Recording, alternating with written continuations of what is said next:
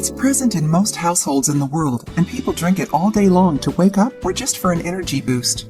Coffee is the second most valuable commodity in commercial terms and is surpassed only by petroleum when it comes to worldwide transactions of business. But despite its popularity, consuming too much coffee can cause health problems, according to scientists.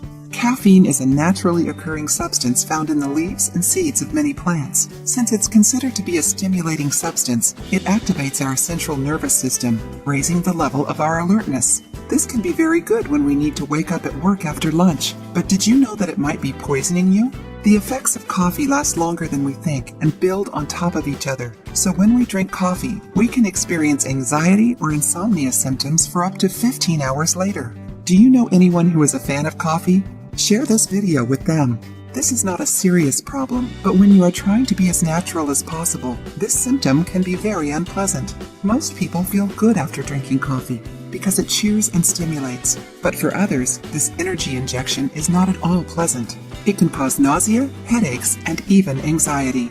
Too much caffeine can also be to blame for panic attacks, vertigo, diarrhea, and the frequent urge to urinate. If your body is being poisoned by caffeine, you may experience agitation, nervousness, excitement, insomnia, facial flushing, diuresis, or gastrointestinal problems. These symptoms may appear even if you drink small amounts. People who are crazy about coffee may experience muscle spasms, thoughts and speech disorders, tachycardia or cardiac arrhythmia, periods of indefatigability, and psychomotor agitation.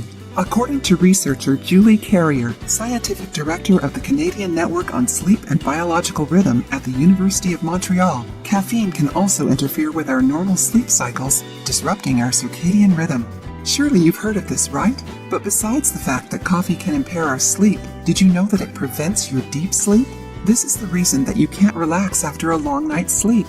Depriving yourself of this so-called paradoxical sleep increases the risk of diseases such as Parkinson's or Alzheimer's, for example, in addition to other health problems. If you have any of these symptoms that we mentioned before, have tachycardia, or are still having trouble sleeping, then it is better to avoid coffee and turn to tea, which has less side effects. If you really like the taste, then there are great decaffeinated options that can taste great without interfering with your health.